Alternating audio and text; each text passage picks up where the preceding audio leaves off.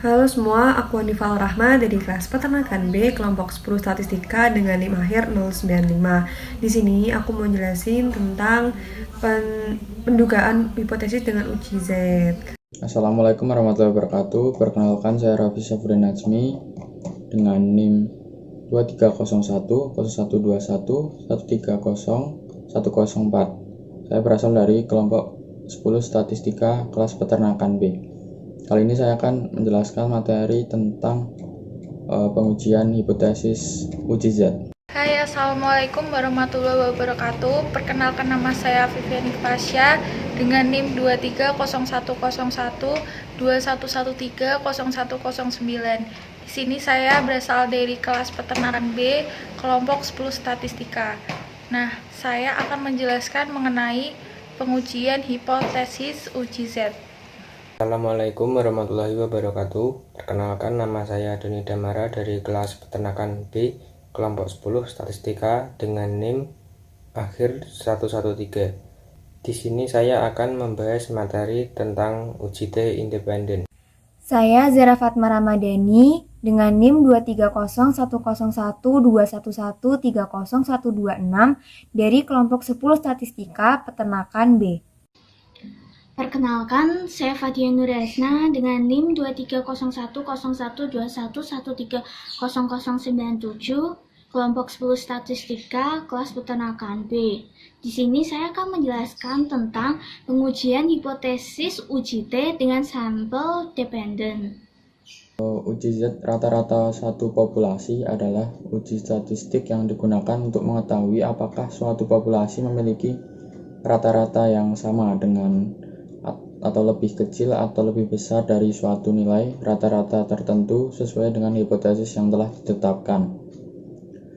Uji Z dua sampel bebas untuk menguji hipotesis yang berasal dari populasi yang sama sesuai dengan pendapat Ghazali 2012 yang mengatakan bahwa uji Z yang digunakan adalah uji Z dua sampel bebas atau paired sample Z-test yang berarti variabel berasal dari populasi yang sama. Nah, pengujian hipotesis rata-rata menggunakan rumus uji Z diperlukan deviasi standar populasi dan sampel besar. Hal ini sesuai dengan perkataan Setiawan 2019 yang menyatakan bahwa penggunaan rumus uji Z untuk menguji hipotesis min membutuhkan asumsi bahwa deviasi standar populasi diketahui serta sampel harus berjumlah besar, sehingga jika asumsi di atas tidak dipenuhi, kita harus menggunakan alat uji yang lain berupa uji T. Langsung aja ke contoh soal. Soal dan pembahasan pendugaan hipotesis uji Z. Nomor 1. Perusahaan alat olahraga mengembangkan jenis barang senar sintetik yang diklaim mempunyai rata-rata kekuatan 8 kg dan simpangan baku 0,5 kg.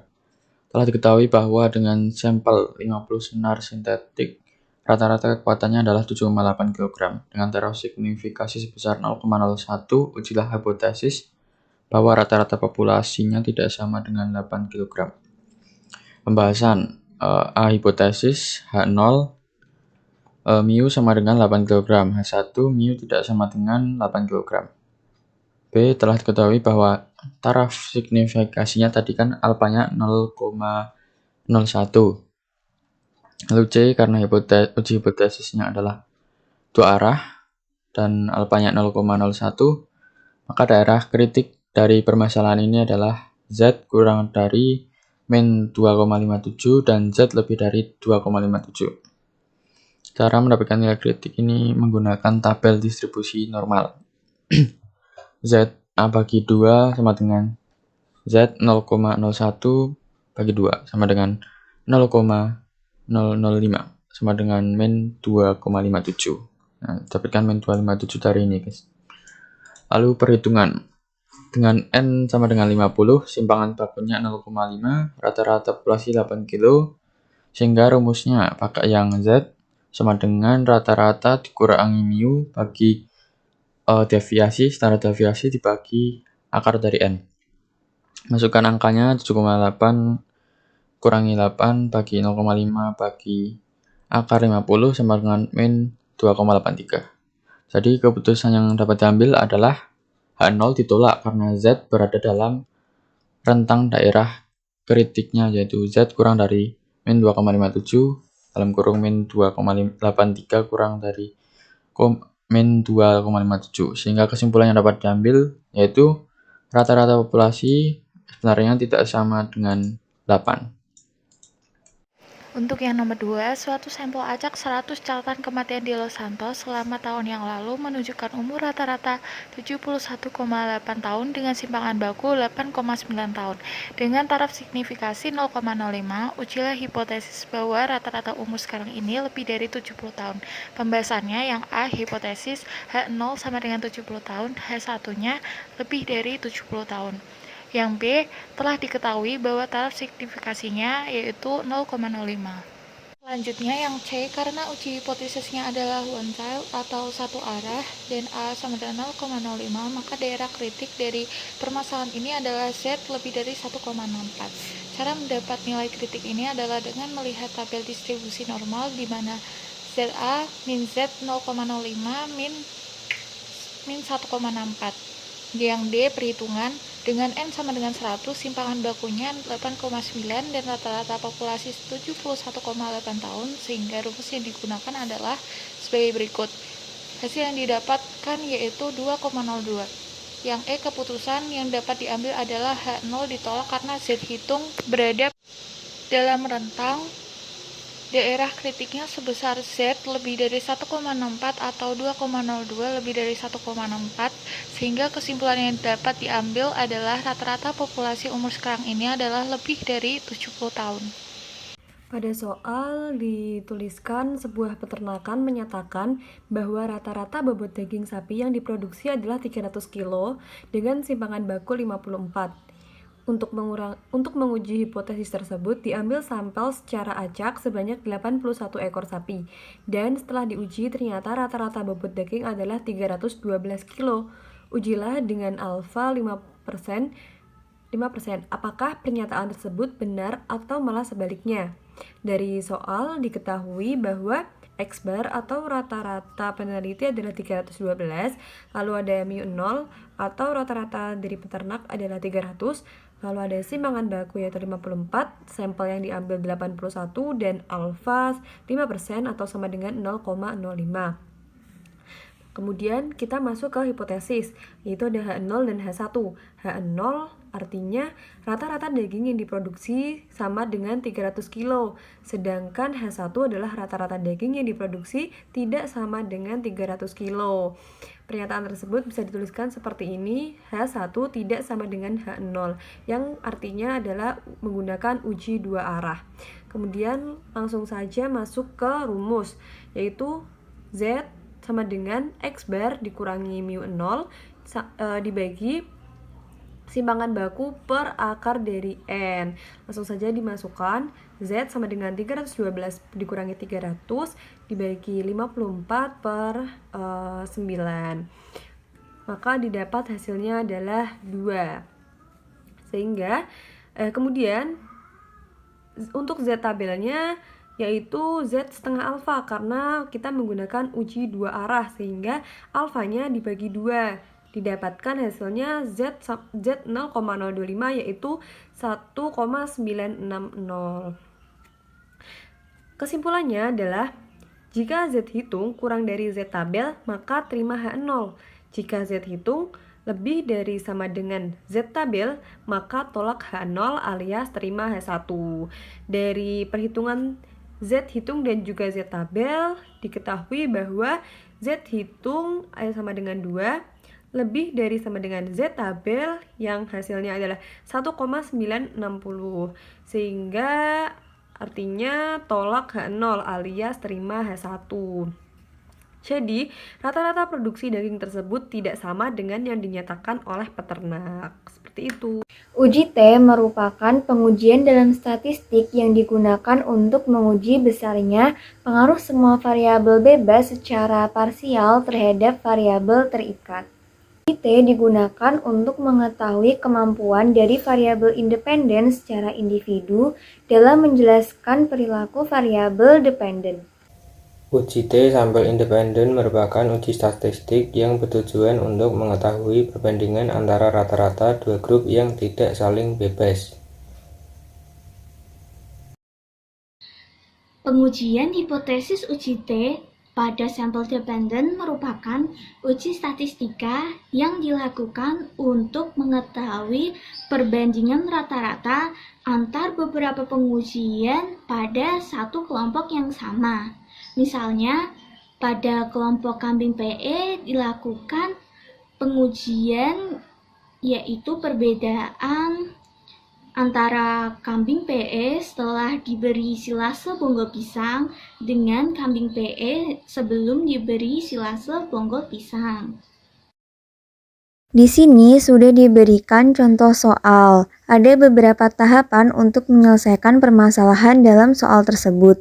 Yang pertama yaitu membuat hipotesis 0 dan hipotesis alternatif. Hipotesis 0, sigma 1 sama dengan sigma 2, yaitu berbunyi varian bobot sapi yang mengkonsumsi pakan fermentasi sama dengan varian bobot sapi yang tidak mengkonsumsi pakan fermentasi.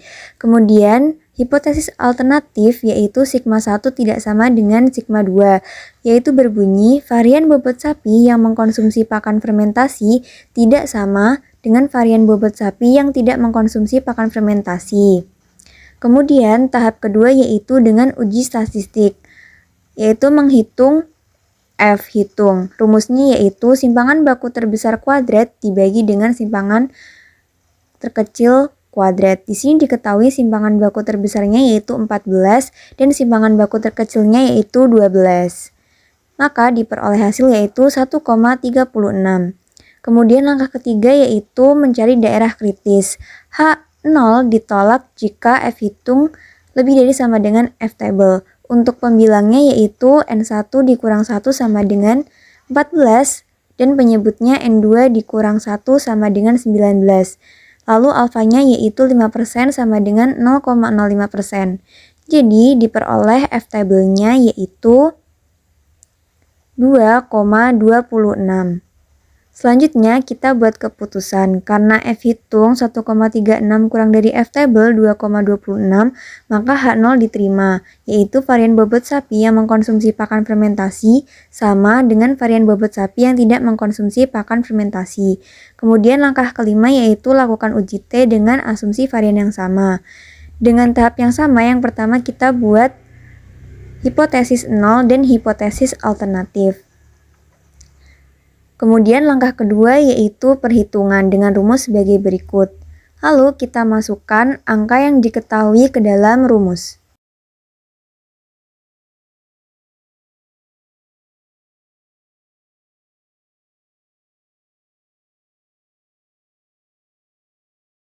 Maka diperoleh hasil SP-nya yaitu 166,6.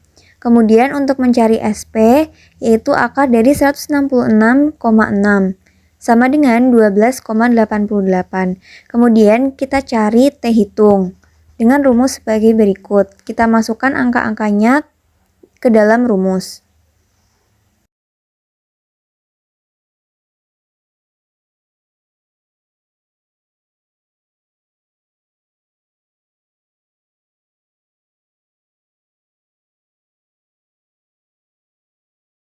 Maka diperoleh hasil T yaitu 2,49. Kemudian kita buat daerah kritis. H0 ditolak jika T hitung lebih besar dari T table.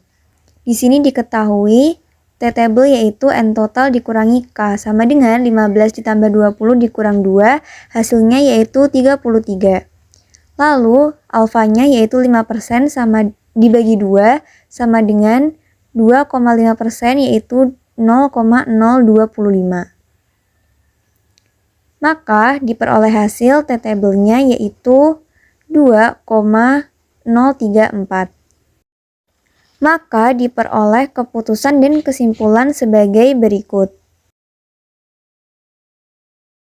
Baik, sekarang kita masuk ke contoh soal nomor 2.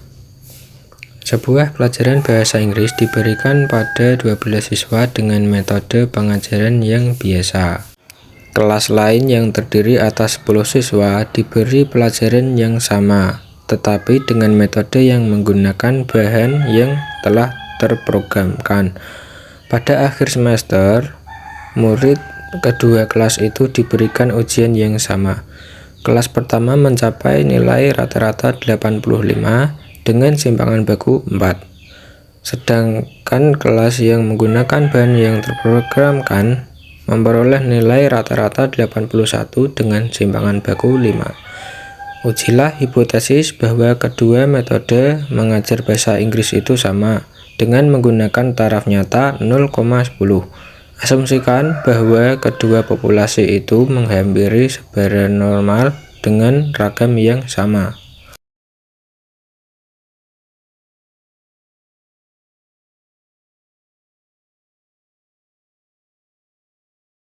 Misalkan mu1 dan mu2 adalah nilai rata-rata semua siswa yang mungkin mengambil pelajaran tersebut dengan kedua cara mengajar.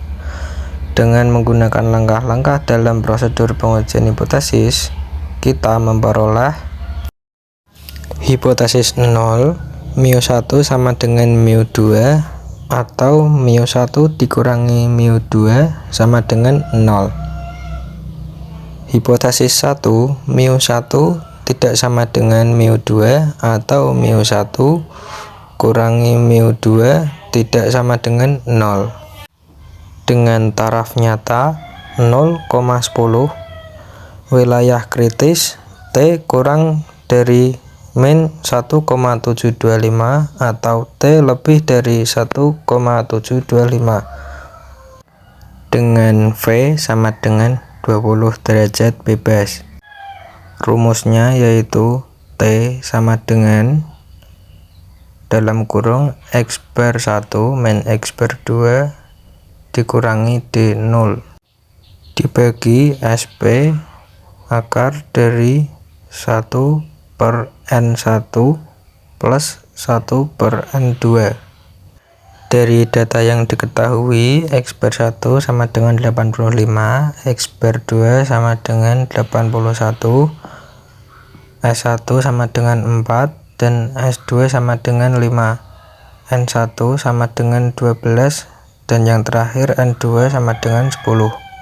Dengan demikian, SP sama dengan akar dari 11 dikali 16 ditambah 9 dikali 25 dibagi 12 plus 10 min 2 dan dihasilkan 4,478. Lalu T sama dengan 85 dikurangi 81 min 2 per 4,478 dikali akar 1 per 12 plus 1 per 10 dan dihasilkan 1,04. Lalu P sama dengan P dalam kurung T lebih dari 1,04 atau bisa juga ditulis 0,16. Jadi keputusan yang diperoleh yaitu tolak hipotesis 0 dan simpulkan bahwa kedua metode mengajar tidak sama. Karena nilai T hitung jatuh di wilayah kritik bagian kanan, kita dapat menyimpulkan bahwa metode mengajar bisa lebih baik daripada metode dengan bahan terprogramkan. Selanjutnya yaitu terdapat soal dan pembahasan dari uji tes sampel dependent. Soalnya seperti ini. Di sini saya juga sudah ada tabel untuk mencari bedanya. Nah, berdasarkan data di sini, jumlah sampelnya atau N-nya yaitu 8. Lalu, rata-rata dari bedanya sendiri juga sudah saya hitung dan hasilnya 8. Nah, cara pertama untuk mencari uji T tersebut yaitu pertama kita harus mencari simpangan baku dari beda tadi. Nah, di sini rumus dari simpangan baku dari beda tadi yaitu akar dari sigma di 1 dikurangi D1 bar kuadrat per N-1. Sigma D1 min D1 bar kuadrat yaitu dengan bisa dicari D1 merupakan beda tadi, lalu D1 bar merupakan rata-rata dari beda tadi. Nah, semuanya itu dijumlah dan masing-masing dikuadratkan. Lalu dibagi N-1 atau sampelnya dikurang 1 dan tadi sampelnya adalah 8 dikurangi 1.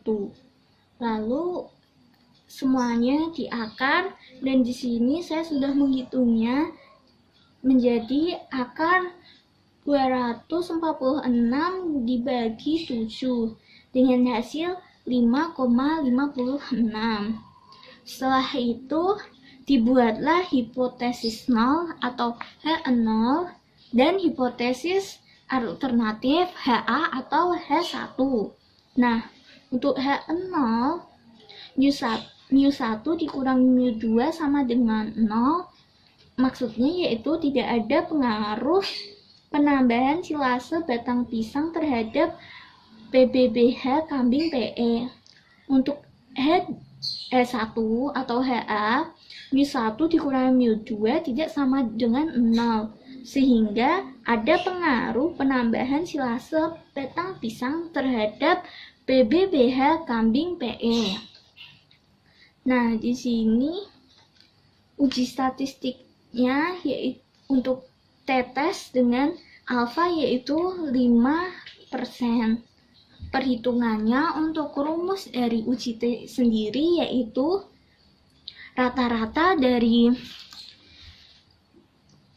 selisih tadi D1 dibagi simpangan baku dari selisihnya dikali akar N.